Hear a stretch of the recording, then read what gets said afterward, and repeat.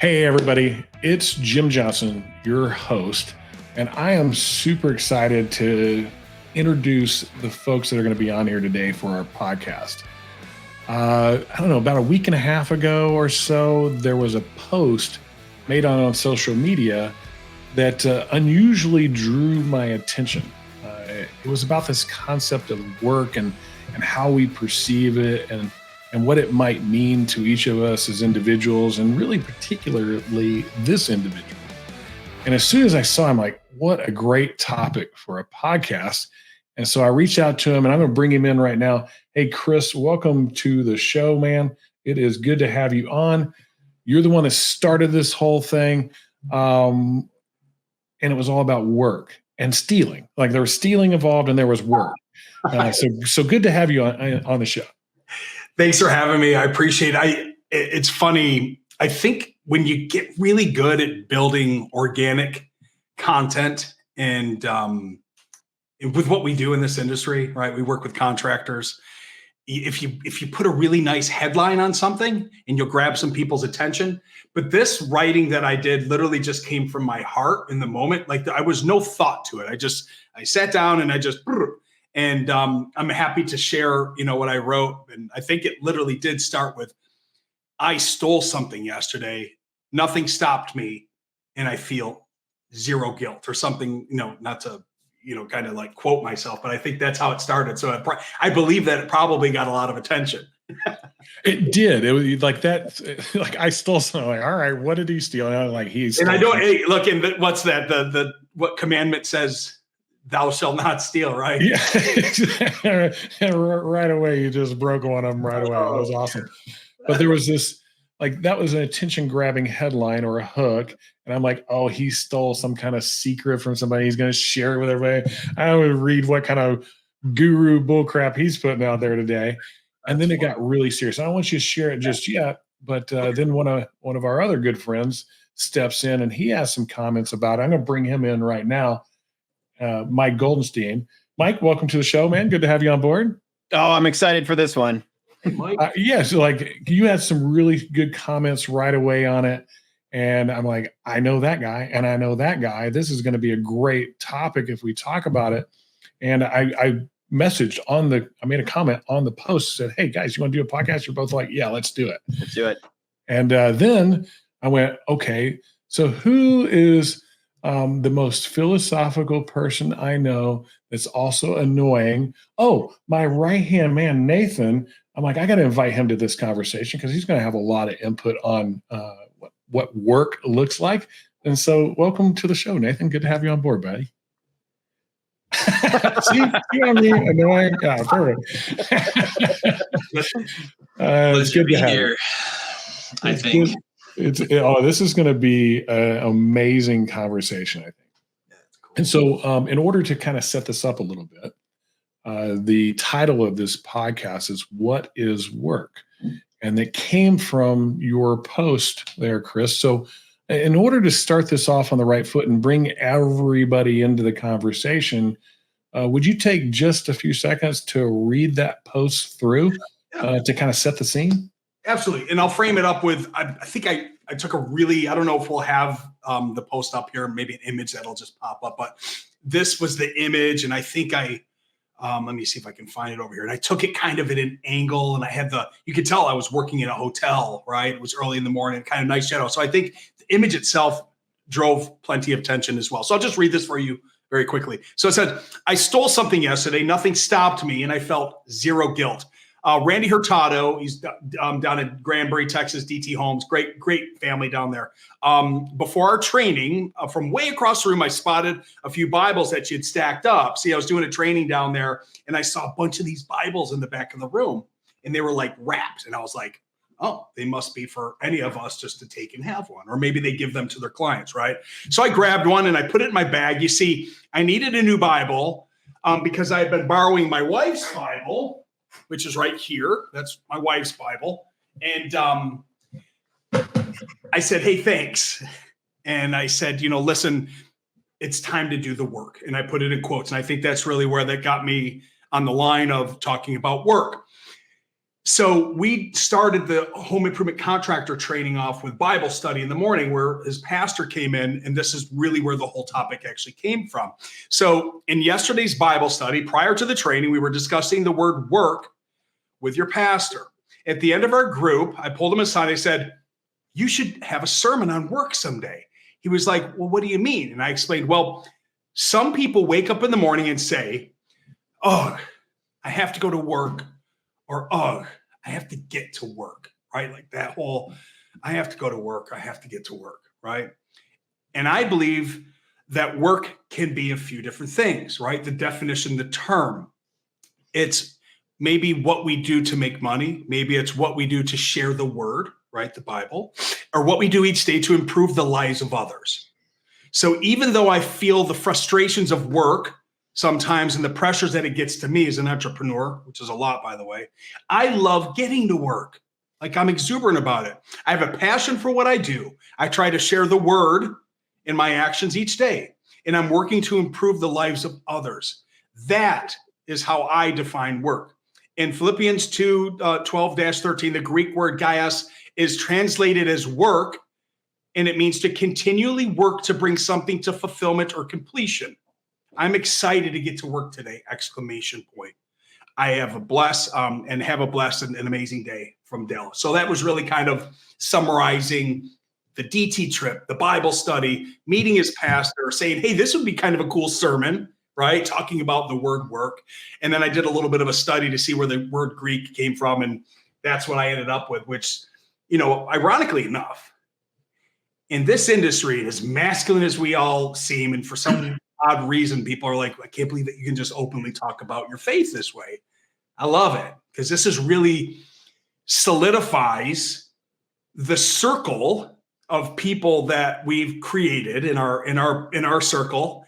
And then oddly enough, throughout this particular day, and it might be the reticular activating service system, RAS, but everybody, it popped up. Corey Combs was in some place, and he popped up where he was talking about his faith. And then we had Tommy Mello that got baptized, and he was talking about it. It was a literal circle, Akuma Matata, of like everything happening oddly on social media, that the blessings were happening all over the place this day. So, like, not that I started it, but this is how we started our day. And I just wanted to kind of share that message of, you know, what is work? So that's where it all started. That's why we're here. Well, yeah. First thing that grabbed my attention was that the training you were doing started off with, it sounds like a Bible study. Yeah, and the room was full. Yeah. At 7:59 in the morning, the room was full. Everybody had their Bible, and it was serious. It wasn't like. And it's not the only company I know of like that. There's actually several. It's surprising considering what I knew about the industry 25 years ago to 20 years ago to 10 years ago to 5 to now is like this progression of being able to be a little bit more open about our faith, which can repel or attract people. These types of posts tend to attract a guy like me, right? And so that was the first thing I noticed, that there was a Bible study involved in a training. Like, okay, that's pretty cool. Yeah. And then there was Bibles sitting out for people to take, not necessarily steal, which was super cool. I was like, hey, that's a really good idea. Randy, well done. And I want to give a shout out to Randy, just that he is willing and able and capable of doing those type of things. Yeah. The other thing that drew my attention was there was a pastor there. Like, it wasn't just a bunch of, roofer guys. The guy's pastor was there to lead this thing, which I thought was pretty amazing. I was also a little surprised that he was caught off guard by a sermon on work. I was expecting like, hey, maybe he's done one of those before. So we might talk about that a little bit today. Yeah. But the thing that I noticed more than anything else was your tone about work. Not that this I have to or I gotta or that kind of thing, but man, I get to. You're excited about it. Yeah. And that has probably a lot to do with your passion for what it is that you do, but maybe also some passion for the people you get to work with and affect and provide value to. Yeah. So that was kind of my impression. Mike, how about you? Like you read the thing before I did. You actually commented before me, which is one of the reasons why I actually commented was you had your own unique view as usual. So what about you? Yeah, I just was wondering what led you to grab the men's Bible instead of the women's Bible when you had well, if you had read, I mean, I had said I had been using my wife's Bible, so I was already using a woman's Bible. So you already got the woman's perspective, and now I got the okay. All right, I missed that part of it, but you're right. I do remember you were saying that. So no, it's fun when you start talking about this, and my especially when we're all a little bit used to traveling a lot, and we're surrounded by very type A driven entrepreneurs, and trying to figure out what does that mean to your home life and your family life, and if we are created for work, if God has created us for work, and yet how quickly that can spin out of control. We appreciate what we do and enjoy what we do, but there's tensions, and that's what Nathan and I talk about a lot. There's a tension to it that you can corrupt that experience as well. Nathan, how about you? I know you've read through it a few times now at this point. What caught your attention? I liked the positive affirmation that work is something we're supposed to do. That's like we're built for it. We're meant to do it. And you can impact how much you enjoy it or your fulfillment from it based on your attitude around it too. And so I like the idea of making a positive choice. Sometimes it's really, really difficult to do. And sometimes we don't even necessarily have a choice in how positive our work is or that environment. The amount of choices we have, especially as it relates to this, are very uniquely Western. Like that's the idea that we have a choice to work and where to work and when to, like all that is this is potentially the first time in the history of mankind where people have had choice around this versus just being told or kept where they're supposed to be. So I liked the idea of, getting to work and having that feel to it and the acknowledgement of it too. Yeah, I like the vulnerability of it. Like, hey, let's have a conversation about this. Here's the big thing that hit me in my head, because I know Chris pretty well. Chris is nonstop. I mean, it's 1,000 miles an hour all the time. Mike, about 999 miles an hour all the time. I'm probably so you're calling me slow? Is that what you're saying? I just call myself a lot slower than you, right? And but you mentioned entrepreneurs and who they are, and the inherent aspect of it that there's some hard work involved. How much should we work? Yeah, I mean, it's really encouraged. Like, so you got to take the Bible in its entirety, right? You've heard me talk about this a lot, Jim. You can go into the Bible, you can pick out whatever verses you want to back up your point of view, and even if you take one person, like let's just take Solomon. If you read through Proverbs, you're going to be sitting there going, "Man, am I a sluggard? I got to pick it up." I mean, there's all this condemnation to the person that won't work. I mean, it's just, dude, if you are not working, shame on you. We'll tell you where to go. And then by the time you get to the next book, that's Ecclesiastes, there's a little bit about the positive of work, and yet now it's saying it's all meaningless. It's a chasing after the wind, and talking about the getting out of control with the amount of work that you do and what you're trying to accomplish, and it doesn't mean anything anyway. So there is a balance to what you're trying to do, and you can find very specific pictures of it, depending on whether you go to Proverbs or to Ecclesiastes, and it's written by the same guy. May I interject? Yeah, go ahead. There's a conversation, man. We're buddies, but go ahead. To your point, 21:25 Proverbs, ready? Lazy people who refuse to work are only killing themselves. All they do is think about what they'd like to have. The righteous, however, can give generously. Exactly. I mean, I read one the other day, and it got me in the hot water with my wife. It was about, and I can't remember where it came from. And it was about how a woman does this and a woman does this for her home and she does this and she does that. She's like, and I'm reading it to her. I'm like, this is amazing. And she's like, am I not doing enough around here? No, I'm sharing the word with you. She goes, do you not think I'm doing it? Because no, you're doing enough. I just thought this was interesting. Yeah. Proverbs 18:9, the one who is slack in his work is a brother to one who destroys. Honey, I'm telling you, your laziness is like a person who is destroying the home. Oh my goodness. I knew this was going to get off. It took us all of 5 minutes to get off the rails. Perfect. No, seriously, I just was reading. It was just, and I like to sometimes just open it up and whatever I read is what came to me for the day. And she was in the kitchen and, we were just getting ready to get the start because we work together. And I just read it to her and she just, took the meaning out of it. She's like, am I not doing enough? I'm like, no, you're a rock star. Are you kidding me? You get to work with me every day. Well, I think that's a great point. We tend to hone in on a verse that fulfills what we perceive to be a thing, whatever it may be. Yeah. A rule to follow, a way to work, what prosperity is, like all these various different things. Yeah. And we go, oh, this is it because that's the word, right? Like that verse or that even sometimes a section of a book or a whole book. But Mike, you brought it up, like we have to look at the Bible as a whole of what this instruction is when it comes to work. And the first example that comes to me was God. Like what did work look like in Genesis?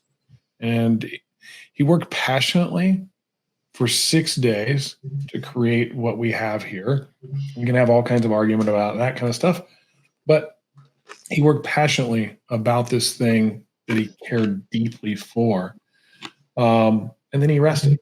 He took some rest, which is why your wife, we'll talk about that in a minute, but why your wife insisted on a bit of rest. So let's finish that thought though, right? Because we just said, what Solomon said, it's brother to the guy who destroys. And yet the very next chapter, it's the next in Ecclesiastes. So I hated life because the work that is done under the sun was grievous to me. All of it is meaningless, a chasing after the winds. What does a man really get for all the toil and anxious striving with which he labors under the sun? All his days, his work is pain and grief. Even at night, his mind does not rest. This too is meaningless. So you got the same guy saying that, and it presents a very, dichotomous relationship between mankind and work. I liked what we had a discussion on this a little bit earlier too, in that something changed, right? Because when did work start? Nathan, can you talk about that? Like, so in the very beginning, Adam and Eve in a garden of perfection, work actually existed. Yeah. So work has always existed. And honestly, I think that I'm feeling this context of work being vocational mostly around this conversation. But I can tell you right now, if you've got kids and you get home from work, are you done working? No. You are not done working, right? And then on a weekend, when you're not talking to clients, like, are you done working? Nope. Because your yard has weeds in it, lawn needs to be mowed, you got to go fix a shelf. There's other things that have to be done. I mean, even the things we enjoy doing require work. Yeah. You want to go for a hike or you want to go fishing and you're looking for that like remote stream and you got to hoof it back there. You want to go skiing. You want to, you want to go play golf. I mean, almost everything requires some effort of some kind. And if you just take the real literal definition of work, which is both a noun and a verb, okay, almost everything is work of one kind or another. It's an exertion of energy toward an end for the most part. Yeah. Work started right at the beginning. God created Adam and he created Eve, put them in this garden and said, your job is to tend this garden. So, I mean, and the next thing that happened were taxes. I'm just kidding. They got put in this garden and they were supposed to work right from the get-go. Yeah. Okay. And then somewhere around chapter 3, right, something changed about work. And now all of a sudden, work was not necessarily a 100% pursuit of purpose and joy and passion, and it did not perfectly yield the desired results any longer. Now all of a sudden, there was toil, there was pain, there was failure, there was probably some destruction involved. Like work all of a sudden became a manifestation of idolatry and had the opportunity to become that thing. And that now all of a sudden, instead of applying our work in obedience to God in this garden, now all of a sudden we can spend all of our energy and effort and lifeblood and pursuits on things that satisfy us somehow. So the thing that changed, was it selfishness, pride? What stepped in the way? Well, Curse. sin. Curse. Yeah, sin. The God cursed the ground, according to Genesis, and now it was no longer like Adam had a green thumb everywhere he turned. Now all of a sudden things might not go exactly according to plan. Something may not grow, or maybe God immediately created dandelions.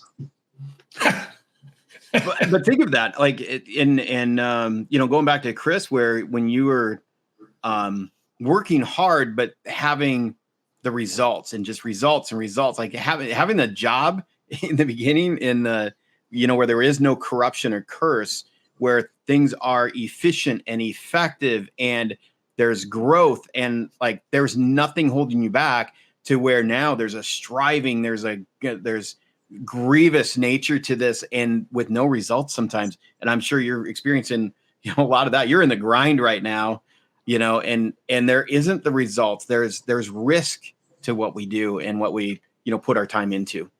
Yeah, for sure. Well, you said the word that is a hot button, or a word that just drives me batty, the grind. We're in the grind. And I think another word for that might be toil, right? Like, hey, it's difficult on a daily basis. And I don't like that word. I don't use that word in my own vocabulary. I don't like, if what I have to do is a grind, it doesn't feel like there's any passion behind it, any purpose behind it, any joy behind it. Now, don't get me wrong. Difficulty is a different thing for me. I don't mind challenges. I love obstacles. I love when that stuff's in the way, because it tells me whether I'm up to it or not. But this feeling of, oh my God, to me, the grind is, oh my God, I got to go to work today. Well, that's because you're a sluggard, Jim. Yeah.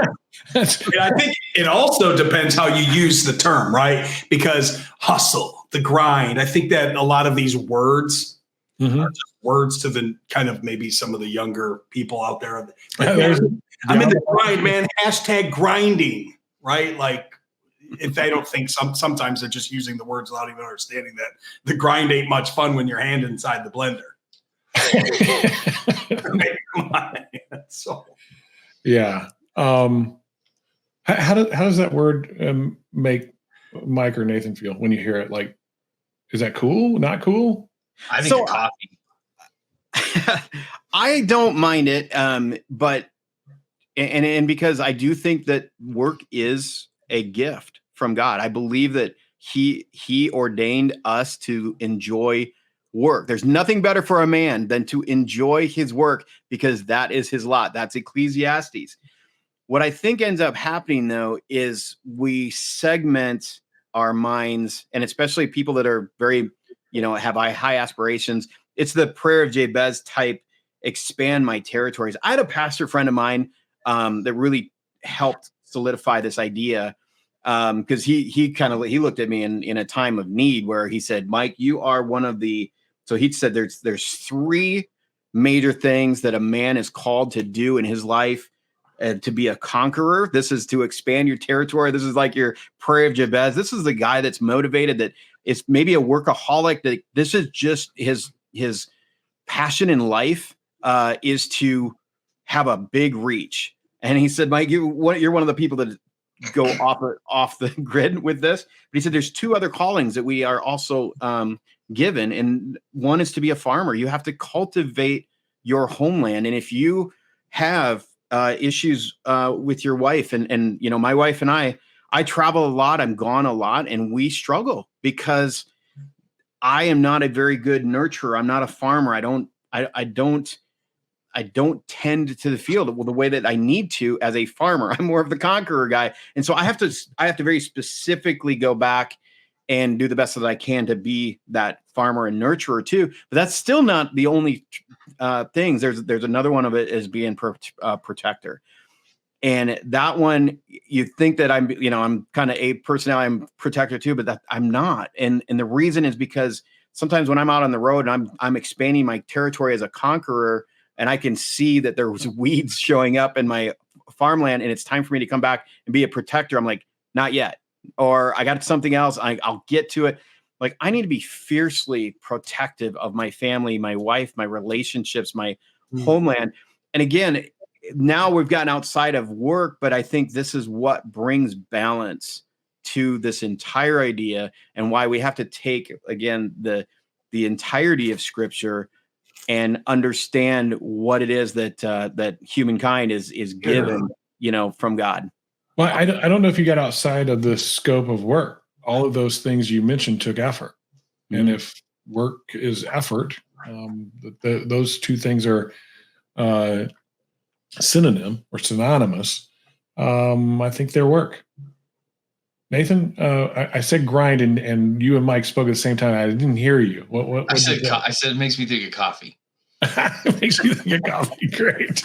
There we go. I didn't get mine today. I had to go to the dentist, so no coffee this morning. Oh, I went to the dentist last night. That was a definite grind. Yeah. Why is there smoke whenever you go to the dentist and get I gave her a hug when I got up from the chair. Do you know why? She listened to me. I said, listen, I'm very sensitive teeth. Go easy on me. She listened to me. She went easy on me. I got up off the chair, gave her a hug. I said the same thing. I did not give a hug at the end. I did give her a high five. Like, hey, well done. That was the least painful experience I've ever had. So that was my morning. Even my mouth is still numb and all that stuff. So maybe I shouldn't talk as much. So Nathan, go ahead. Sorry. With regards to the grind, the grind cannot be always. I think that the grind is okay, and that there's a season for it. So, Mike mentioned Ecclesiastes. Ecclesiastes is probably my top 3 favorite books of the Bible.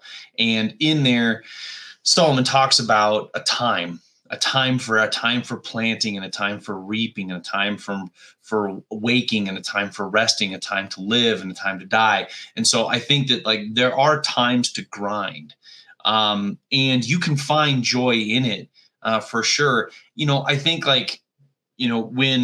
when I'm forgetting who it was. Lately, I've been hearing a lot about Kobe Bryant's workout regimen, his dedication to his workouts. That's a grind. That's a grind. When he's got, I don't know, 100 free throws to do before he's done with his workout, and he's like, okay, I got 70 more free throws to do. You know what I mean? That's a grind. And then he's going to play, and he's going to be one of the best. But I think that grind is real, but there's seasons for it. And so you should recognize those things, because if you're constantly in grind state, which I do see a lot of that in social media, it's constantly grinding, constantly pushing, constantly. And I'm like, unless you are single without children, that's at the expense of somebody. And if you are, it's at the expense of you. Yeah. So you need to, now, once again, though, there's a season. You're young and dumb and full of energy and just ready to rock and roll, right? Get after it. Especially if you're not hurting anybody. Maybe that is your time, to do some of those things. And it's one of the best ways to gain experience. So I think that there is a time and a place for the grind, but you just got to be careful of it. Yeah, maybe it's the tone of that word, just to me individually. The tone of that word kind of sets me on edge, because I'm familiar with Kobe. I'm familiar with his workouts. And I don't think he perceived them like we perceive them from the outside as a grind, but I don't think he perceived them as a grind. I think he perceived them as part of the journey, part of the joy, part of what it took for him to achieve what he was after achieving. Oh, but he was competitive about them too. They tell stories about him knowing that other people were in the gym and he wouldn't stop until they left. Yeah. Like that's almost like, I think about that. That's almost a narcissistic level of dedication to excellence, because all of a sudden he's dedicating his workouts. His workouts are dedicated to making somebody else think something about him. But as soon as they leave, he's probably gone. Yeah. You know who that reminds me of? It reminds me of David Goggins. Like that dude's just an animal all the time, every day, all day long. It seems like from the outside. Now that's our perception in the outside world. What's his day-to-day operation look like? I'm not sure, but he causes me to perceive that I'm supposed to be going hard every second that I'm awake and never stopping. Yeah. Which I don't know how healthy that is for everyone. Maybe it's great for him. And so there's a part of that too. Like each person, I think there's some individual level of intensity that they apply to work. Like Chris, you strike me as Mr. Uber intense, like all the time, every day. As a matter of fact, it kind of, whenever I first got to know you, I was like, I don't know if I like that. Yeah, this is a little bit like, this is too much for me. And, but as I've gotten to know you better and better and better, there's so much passion behind it. There's so much joy in what you do. And I have a lot of respect for that. I can't do what you do, nor would I want to do it the way you do it. But I have a ton of respect for your ability to do it the way you do. And I think that we sometimes see other people and then hold ourselves to that standard of going, that guy's beating me because he's out there doing so much more than me, it seems like. You guys ever feel anything like that? Oh, yeah. That's the whole social media, man. It's the whole, right? You see the guy, what's it? Tim Grover's unrequired workout. What is that? Like some of these guys are just 75 hard. I'm just mad that you said it out loud because my phone now heard it. It'll be on one of my next posts probably. And now I'm going to have to find out about somebody else outworking me. That's going to be wonderful. You do. We almost feel like, and from the perception is people think that I'm this energized, ever-ready bunny that just goes from 5 o'clock in the morning until midnight. No, when the workday is done, I go boo. My wife's like, because people are like, oh my gosh, how do you deal with him all the time? She's like, you should see him at 7:59 and a half. Like it's, like I let her come down. So yeah, I think the perception, right? The videos, the writing, the posts, the laughing. Mike's really good at this stuff too. That there's a serious side that we've been able to all share with each other, that there's a nice discussion when we go out to a steak dinner and we talk about life, and we're not being silly and we're not being funny. We're really talking about, it's maybe something unfortunate that happened to his son, got into a horrible accident. And we shared the story at Best of Success. And I felt like it wasn't one of those moments that we were trying to get attention and be silly on camera, but we were having a real conversation. And I remember, Mike, when you got back from that, I reached out. I'm like, dude, if there's anything I can do to help, let me know. And, we connect on a different level now because of something tragic that happened in your son's life. And I think that those moments in life that we take advantage of, to let the cameras and the microphones down and the high energy of us, whatever the attention thing that we're trying to do, we get to see these beautiful moments of humanity in one another. Say, man, I now feel so much closer to Mike because of something tragic that happened in his family. And we get to then be on another level of spirituality together, of helping each other with anything. Like I'm that guy that you call on a Saturday and say, hey, Chris, can you bring your truck over? And I'm like, absolutely. I got this Saturday morning off. And they'll say, and then I'll get there. I'll go, so what are we doing? It isn't like, well, what are we going to do? It's, I'll be there Saturday. You happen to catch me on a good day. I'll bring my truck.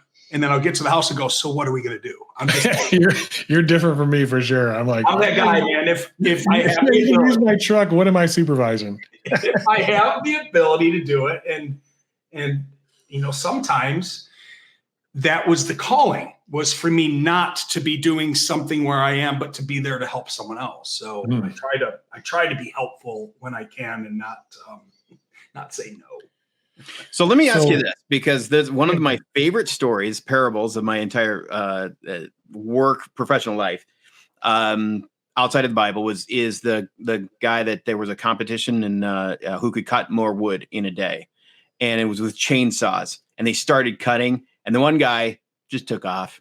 Like every hour he would just leave, and the other guy's like, I am going to win this, and he's grinding away. The other guy just keeps leaving, like every hour just leaves, and after 8 hours they looked at it, and the guy that kept leaving and making the one that was doing the grind all day and getting more and more and more frustrated, because the guy who kept leaving had 4 times more wood than the guy that worked all day long. The moral of the story is, where did that guy go? He was sharpening the saw. Yeah. The problem in that story, and the one that I struggle with, is that everybody recharges, everybody sharpens their saw differently. I remember my 12th year at GAF, they had to teach me how to take vacation time inside the system. I'd never done. I mean, 12, like I might have taken off. And even today, vacation is not my time to recharge. That's not what I do. And, if my wife is listening to this, she's probably getting frustrated with me because I don't slow down, but I do get recharged. And there are people and times that recharge me. So again, I don't have the answers to this stuff, but I am keenly aware of what's going on in my life and the importance of sharpening your saw, because otherwise you become completely ineffective, both at home and at work. Oh yeah. That's funny. It reminds me of going on vacation with my oldest daughter as an adult for the first time. And like, I had an itinerary, like we were set up, we were wake up, we're getting up at 7 a.m. We're going to go do this thing. There's our workout. We're going to go do this thing. We're going to hike this thing. We're going to see this waterfall. We're going to ride these horses. We're like this whole thing. Right. And she's like, hey dad, where's the swim up bar? Can we just do that? Like, that's all we need to do. You don't need a whole, like, you don't have to see everything. That's awesome. And so, Mike, I'm a little bit like you. Even when I go on vacation, I feel like I need a vacation when I get back, because I'm going to stay pretty busy, which I sit here and I'm keenly aware of it too. So what I've started to do is I've started to sacrifice some of the way that I would prefer to do one of those vacations for the ones that are around me. And be aware of like, hey, okay, what I'm doing is affecting somebody else. The way I work, and I'm not talking vocationally, just the way I work as a human being isn't the way everybody else does. Yeah. And so when I'm in those circles and in those places, I try to be very aware of what value are they getting out of this experience as well. Yeah. You ever have anything like that come across your table for you? Any of you? Like where you're just like, hey, I got to sacrifice some of the way I would do things for somebody else's work? Well, if you've ever been in a leadership position and you want to be effective, then you 100% need to figure that out as quickly as possible. Yeah. People don't work the same way. Some people, Jim and I are a good example. Jim's a bit of a sprinter, and I ended up marrying a sprinter. Not me. Just to be clear, I didn't marry Jim. Okay, good. No matter how often he asked me, I continued to tell him no. So Jim and my wife both tend to just pound through something in as little time as they can possibly do it, and they will stay on that task. I'm a marathoner. No. For me, I enjoy creating a rhythm to my life that allows me to accomplish something over a period of time. And I can sleep if it's not done. Doesn't bother me. I'm like, okay, I'm going to go to bed. Then tomorrow I'm going to keep working on it. And then the day after that, I'm going to keep working on it. And so you're going to have to realize that there are people that function in numerous different ways. It doesn't mean I can't turn the heat up when I have to. And it doesn't mean I can't turn it off when I need to. But your ability to understand that about yourself, first of all, will probably reveal consternation that you have with others around you in the way that you work. When some people are like, hey man, it's 7:30 in the evening, it's time to go home. Meanwhile, you might be thinking, well, there is no home, it's not done. So you gotta be able to navigate that, and it starts with understanding your own rhythms to it. And there's also the concept around this is like there are different messages for different people. There's no one right way to do. Just there's a few things. I think there's very few things in life where it's like, this is how this has to be done. I always like to use the accounting. Like, there aren't a lot of creative ways to do accounting, and if you start getting creative with your accounting, you usually end up in jail. So like, accounting tends to be pretty straightforward. Like, this is kind of how you do this, right? But other than that, there are tons of different ways to get to the same place in the same way. Like, if you look at the way Elon Musk has done things, the way Jeff Bezos, and then one of my favorites of all time is like listening to Joe Rogan talk about how he got his podcast where it is. And he will straight tell you, had zero intention, made no effort, and had no expectation that he would have the number one podcast on the planet, period. It wasn't his intention or his desire. He did not set his eyes on a goal or a vision and then begin grinding his way towards it. He found something he loved doing and just kept doing it. There you go. Yeah. And so I'm like, but that's not for everybody. That just happens to work for him and his. That happens to be the way. So constantly watching all of this information all the time about how things have to be done is just generally, it doesn't always have to work that way. And so I think that you need to understand that. That being said though, if it's between sitting on your ass or working your ass off, go work your ass off. And that's where I think guys like Goggins, a lot of those messages, that his message is probably not aimed specifically at very, very hardworking, dedicated entrepreneurs and employees who get up every morning and we work hard. He's probably not trying to tell that person, okay, you don't work hard enough. He's trying to inspire the person who probably knows they've got more in them but don't want to give it. So you got to take that. You got to take messages that you get through a filter of wisdom. If you know you're lazy, you know you're lazy, right? Like you probably know it. And whenever you see somebody talk about how hard they're working, if it's bothering you, you might want to check yourself first. Yeah. Interesting. So we've covered what is work, right? Like this, I think it's effort. We're all unified on that. It's different for everybody. The amount of effort they're willing to give.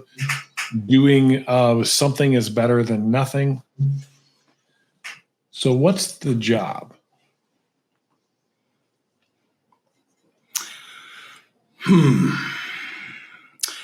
Well, maybe I'll kick it off. I feel like the job. So if my work is to, like, my passion is, let's just sum it up. My passion is to help contractors, right? So I help contractors and I help the homeowners, and then I help them with financing, which brings affordability, like get niche, right, with what I do. So if I come in here and go, okay, my job today is to pick up this device and help contractors and homeowners with affordability, and by this means of this thing we call financing, is my work that I do to do that job every single day. And then the feeling of what I get back from it is the joy of people referring to me or knowing that deals are closing because I'm helping with people affordability. That brings that whole passion of why I keep showing up each day to do the work, to do the job. Now, if I showed up each day to do the work and there was no passion and there was no positive reinforcement back from the contractors and the consumers and the things that I do and the referrals that I get, then would I want to keep doing this job to do this work, right? So I think for me, my work is my job, is my passion, but why do I keep showing up each day? It's the feedback that I get from the work and the job that I do that make me get back up the next day, get creative, figure new problems out, solve more solutions, keep showing up, and keep working to do the job that I do to help other people. So I think that with me, it's real focused on, I know why I show up every day, because I know the outcome of whom I'm helping. It could be business, it could be margins, it could be profit margins, it could be people having jobs, it could be homeowners putting roofs and air conditionings and pool. Like, I know what the outcome of what I do here each day is, and I know the positive feedback that I get back from it. And that's why I keep showing up to do what I do. Okay. Mike? One of my favorite quotes of all time from Chariots of Fire. I believe God made me for a purpose, but he also made me fast. And when I run, I feel his pleasure. And I'm one that I love that because I do feel God's pleasure, but I do hope that in my interactions, and again, I've been gifted with the ability to do this on a national level, and I love what I do and how I do it. But I do hope that people see that I can feel God's pleasure in what I do. And my ultimate purpose is to glorify God and to give people a glimpse of how much fun that I'm having in that thing that God has gifted me to and purposed me to be. So that, I mean, I don't know. I hope that's not too esoteric. That just saying, I just kind of, it is. I feel like I have a very purposeful life and that I live it very purposefully. But God has given me very unique, quirky personality type, whatever. That's a good description. Yeah, but I love it. And let's go back to Ecclesiastes, and I'll end with this. Ecclesiastes 9:9. Enjoy life with your beloved wife during all the days of your fleeting life that God has given you on earth, during your fleeting days.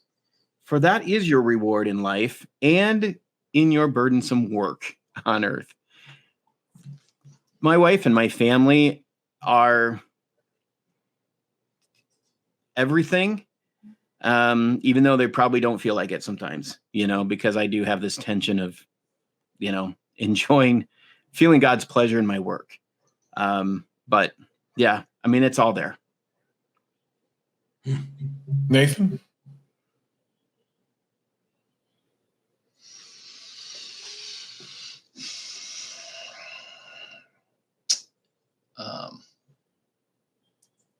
The Westminster Confession of Faith says that the chief end of man is to glorify God and enjoy him forever. And so I think that's the job.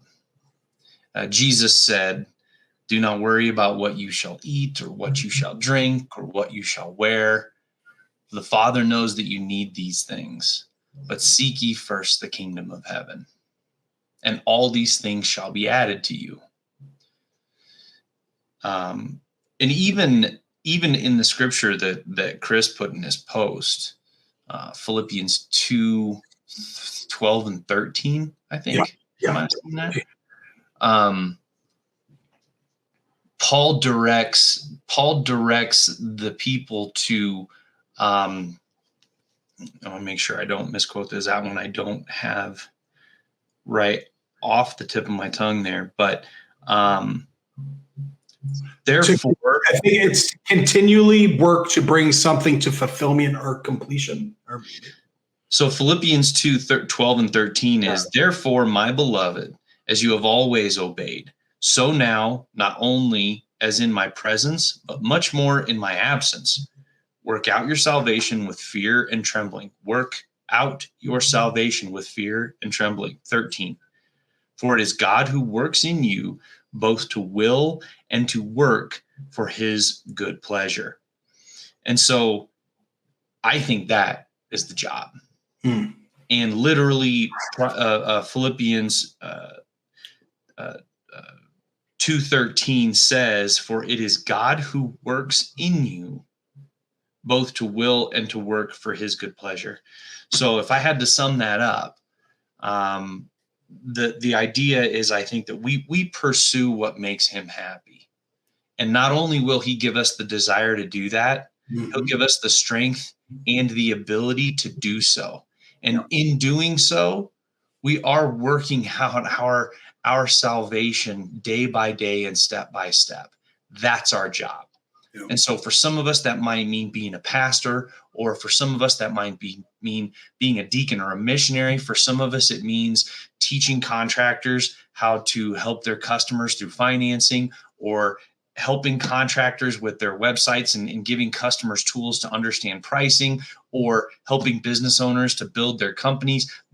But ultimately, at the end of the day, it also means being the best Christ follower you can be, being the best possible husband that you possibly can be, and being the best father and friend and son. That's what it means to seek the kingdom. And it's going to pull you in a million different ways, and you're going to feel tension all over the place. And it's not going to be easy, but it's worth it. Yep. That's good. really well said. That's Yeah. really well. I told you guys he was a closer. He's not. I knew it. I showed up late, but he closed. Well, Well, you didn't close it. We haven't heard what Jim says yet. Jim, how are you going to follow that? I know, really. You should probably just quit, Jim. No. Well, I'm good. Like, first off, I agree. I'm going to say I agree, but I think there might be a little more to it. In the Bible, there is a concept, and so God gave work to humans, right? Mm-hmm. Then Jesus came, and he gave us some more work, and that work that he gave us was the Great Commission. Matthew 28:19-20, go and make disciples of all nations, baptizing them in the name of the Father and the Son and the Holy Spirit, teaching them to observe all that I have commanded you. And so I feel like that's the job.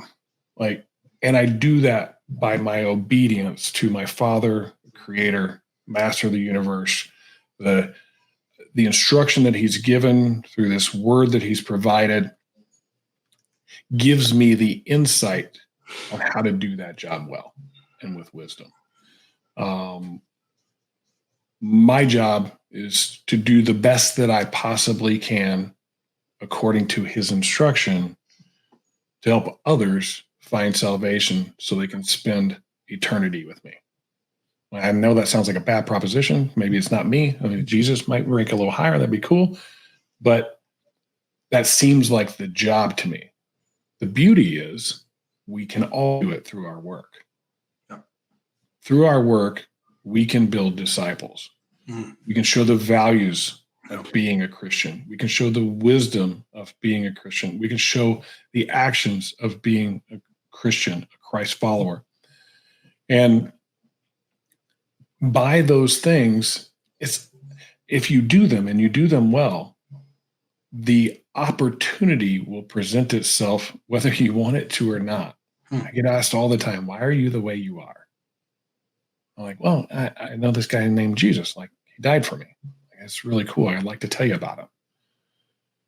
That seems to be the job to me, which is obedience, as Nathan laid out, to the instruction that was given to us of how to do what we need to do. I think so many people struggle with this idea of what's my purpose? What's my purpose? What's my purpose? What's my purpose? It's pretty clear and it's pretty simple.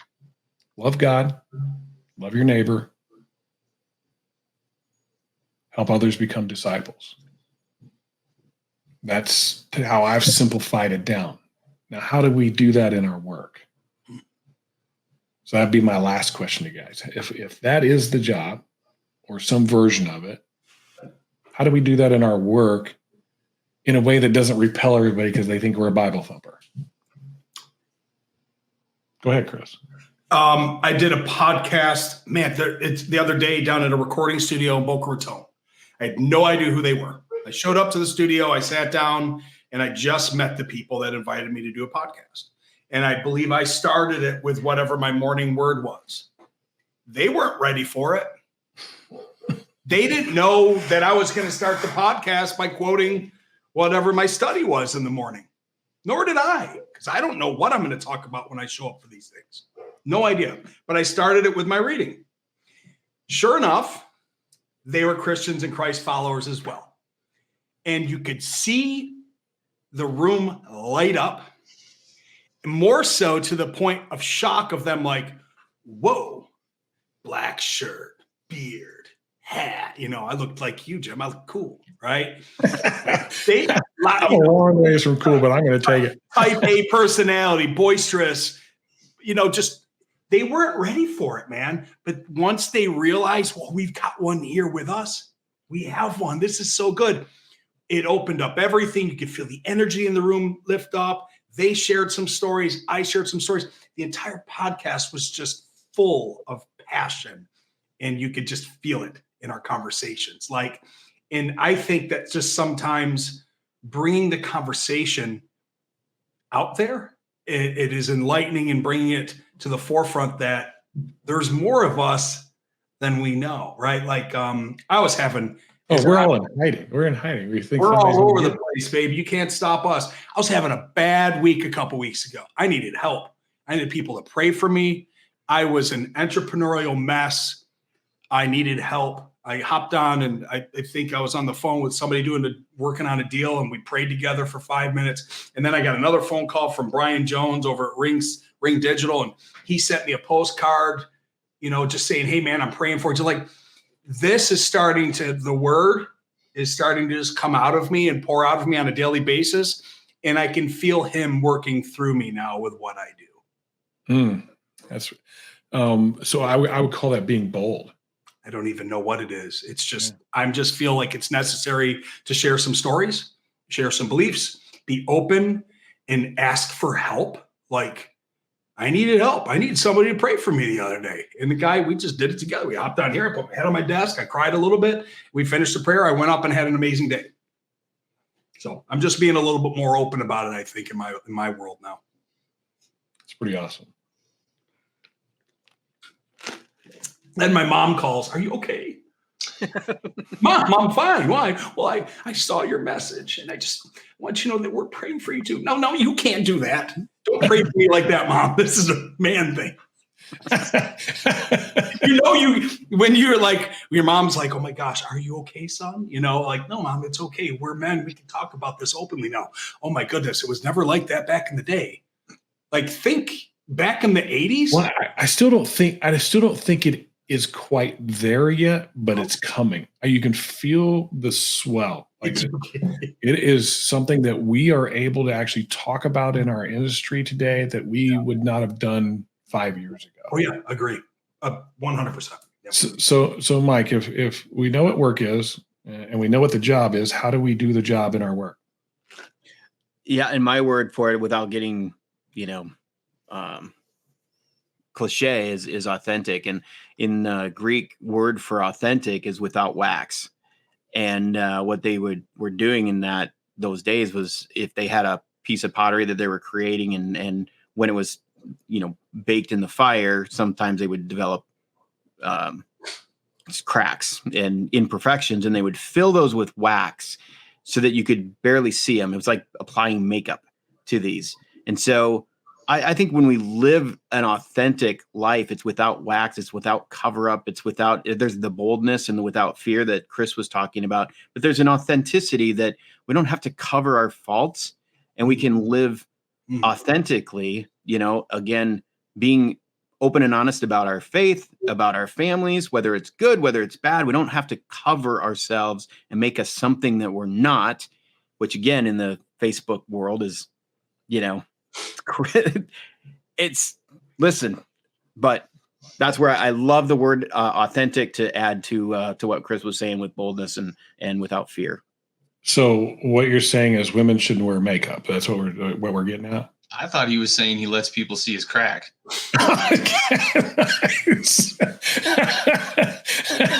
No. Cracks. Oh, cracks. I have more than one. Okay. Nice. What do you think, Nathan?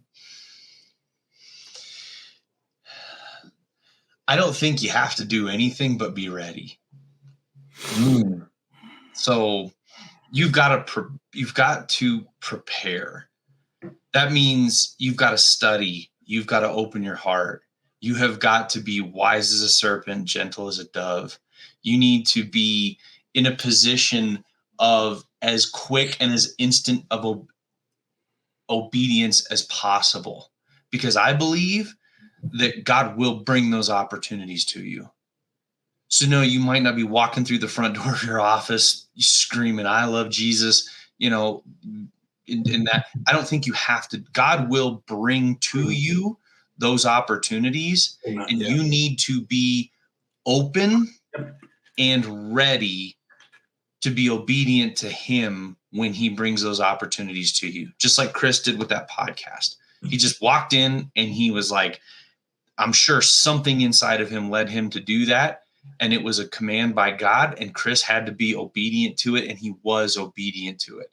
So I think it's a matter of proactively preparing yourself and then having your heart and your mind open when God goes, now you need to say something, or now you need to do this, or you need to volunteer for that, or this person needs your guidance or needs your help or needs your love. And I think that if you are prepared, then you don't have to do anything. God will just bring it to you and you have to respond. Yeah. That is so wild. I was invited to a devotional by somebody in the industry, and I've been invited several times, and I usually say no. And it's mostly because I have 2 or 3 other devotionals going on at the same time. I have one with my wife, one with a group of men that I am associated with, and it's like a third one on top of it, and they're going on all the time. And this one grabbed my attention enough that I said yes to it. And Nathan, you're on point. This idea of preparedness or thinking ahead. And if you guys out there on the podcast can hear my dogs barking right now, that means that my wife has shown up. So we'll just bear with that while we're talking. But this whole devotional, it's actually a 9-day devotional with like a beginning and an end, but it's really 7 days. And these 7 things that we should be prepared with. And this first one, the very first day, was being ready. This concept of being ready. And the verse that stuck out to me, 1 Corinthians 6:13. Be watchful, stand firm in the faith, act like men, and be strong. I was like, I know, get over the whole saying men in the Bible. It's talking about all of us, right? Yeah. That one to me, like being watchful, standing firm in the faith, like that's your preparedness. You're putting time into this thing that's going to allow you to fulfill the opportunity and the commission that we have been given. If I go and spend time in the Word and I spend time in relationship with God and I spend time there, every interaction from that point forward will allow me to provide value. And Nathan, that was just really good. Really, really good. Way better than the other one. No, just kidding. It's great.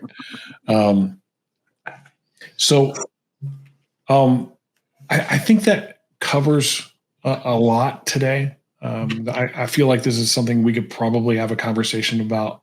And I don't know if we solved any problems for anybody, but I think maybe they get to see that we all struggle with this concept of work, the job, what really is the purpose behind what we do, how much is enough and what's not enough, like all those things. We all struggle with that. The one piece of, so I'll give a piece of advice. Maybe you guys can think about one to finish with. But the one piece of advice that I would give is stop worrying about your status and what other people think of where you've gotten to at this point in your life as some kind of preconceived notion of whether you're doing life right or not. That's the outside world burdening you with false expectations, especially here in our country versus a lot of others out there. Just be consistent. Do your work each day. Do it with passion. Do it with love. Do it with a little obedience to our Creator. And I promise you, the way your life feels will change dramatically. I know mine has. I don't feel the pressure anymore. I feel like, hey, I'm going to go do what I do, and I'm going to do it very well today, and that's enough. Yep. And tomorrow I might try to do it a little bit better, or at least the same. Mike has brought it up multiple times, the book of Ecclesiastes. It's interesting that you bring that book up because Nathan encouraged me millions of times to go and read the book. And I didn't want to. I knew I didn't want to. I knew what the book was about. Don't want to go read it because it says, hey, everything you do is worthless. And so why are you worried about it, right? But really and truthfully, the end of that book is what was powerful. the things that we should be about. We should be about work and do it well. Yeah. We should be about community and relationship and do that well. Mm. We should be about food and drink and enjoy them. Like, hey, that's a pretty cool life if you think about it. Mm-hmm. So that'd be my piece of advice. Yeah, and if anybody else wants to jump into Ecclesiastes, I would really encourage you to start with Proverbs so that you get the whole picture of Solomon, where he was and where he developed and where he ended up. I mean, getting those two books in conjunction with each other is really going to cook your noodle. Yes, I said cook your noodle. Cook your noodle. So is that your piece of advice? Put those two things together? I would put them together. I mean, because you see a different part, of a man that, is probably one of the most successful human beings this world has ever known. And you get to see two seemingly contradictory, but you'll see his personality and his walk with God in a very different way when you put them in conjunction with each other. And again, the whole idea is to get a systematic view of what does the whole Bible say about work? Because you can pull it out of one verse, one chapter, one book, and then you're going to get out of one author. What does the whole Bible say about work? And it'll probably put you in a different place than you would if you were just to study Ecclesiastes on its own. I think if I wrap that up, it would be to do it and do it well. Mm-hmm. That's all that's asked. And that version, whether you did it well or not. Was that your piece of advice, Mike? Yep. All right. Chris, Nathan? My piece of advice would be if you're lost and you're looking to be found, or maybe you've accepted Christ in your life and you're lost and you're trying to get back into it, or maybe you just want to get started, it's never too late. And I think that it's not a daunting task. I think that sometimes we think, okay, I've got to read an entire book. I've got to read an entire verse. I have to have a complete understanding. My prayers need to be 38 words long. No, I think that if you're interested in this right here and you need people, chunk it up, grab a line, read it, say a small prayer, and go do the work and find yourself a circle to share the word with. I like it. Do the work. I love it. Nathan? Man, that's really good. Don't do it alone. Yeah. Don't do it alone. First of all, you can't. And second of all, we weren't meant to. That's great. That's great, Chris. That's why we call Chris the Garmin of the roofing industry. He will show you the way. Nice. I've got to go buy another URL. Great. Right. That's awesome. The roof Garmin? Hey, look, it's better than giving yourself your own nickname. So there you go. All right. So I don't know who I just offended there. You offended me. I think my advice. Yeah, I think you nailed Mike right there right away. I'm offended. I think my advice would probably be to be mindful of what you're working for. Just be mindful of it. I think that it's been mentioned here, you be careful of seeking status, seeking somebody else's opinion. Those things, they're always changing, and the goalposts are always moving, and you'll never hit it.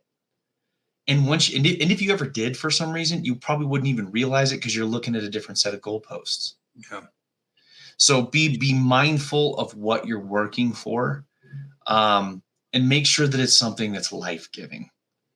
And if it is, then chase it. Yeah. That's really good. Nice. I think on that note, we'll wrap this up. I want to thank you guys. This was kind of spur of the moment. I put it out there, and you all, like within 10 days, we were able to get it organized and get on video. I hope this helps somebody. So that's what I'm going to wrap this up with. Chris mentioned it.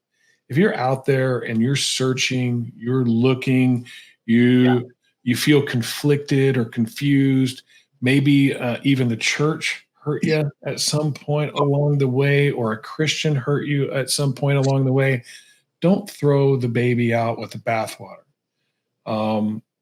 we're all human beings that are hypocrites and failures and make mistakes and do all. And as Christians, we continue to do so. And so if you've ever been affected in that way, don't let that be the thing that stands between you and your Father and your Creator. If you're looking for somebody to talk to, any of us, I assume, are open. You can find us on Facebook. If you know me, reach out. You can find me at Jim Johnson. Look, there's a million of those, so we might have a difficult time. But if you look up the Contractor Coach, you'll probably find me. Reach out. Ask me a question. I don't know it all. Don't pretend to know it all, but I might be able to be that step along the way, because it is a journey, and I haven't completed it. I'm not at the destination point, and I don't think any of you are either. I'm just on the path, just like anybody else.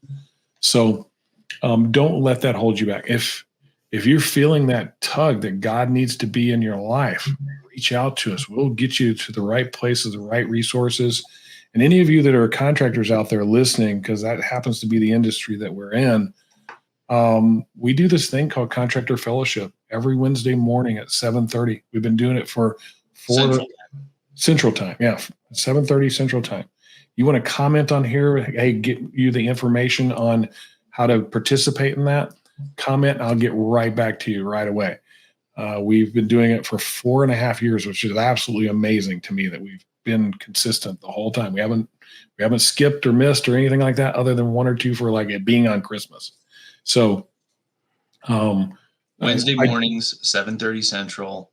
Hit us up. Also, I think what we could probably do too is I don't think any one of us has a problem with maybe putting some contact information up. So if somebody wants to reach out to any one of us, if something we said resonated with you and you want to connect and reach out and talk to us, Jim, I'll bet we could probably have the contact information for all of us attached to this podcast. So if somebody listens to it, they can go to the comments or they can go to the title and they can find the ability to get a hold of any one of us. Our guy Paul will take care of that. And the funny thing is, those of you that are listening, you've heard 4 different versions of this, and somebody of the 4 of us, you went, I like that guy. He's pretty cool. I like the way he carries himself. Maybe he's part of your measure, or as our friend Reggie talks about, your metron, that you get along with that person. Reach out to that person. All right. Let them know that you heard and you're open to hearing more, and I'm sure they'll pour into you. It's what our job is. So looking forward to maybe having some of those conversations with you. Thank you, gentlemen, for being on today. That's our show. Thank you, all you listeners out there, for paying attention, listening, and doing something that you think will help improve your life. I think that's a big thing in this work thing that we do. So with that being said, guys, we'll see you later. Thank you very much. See ya.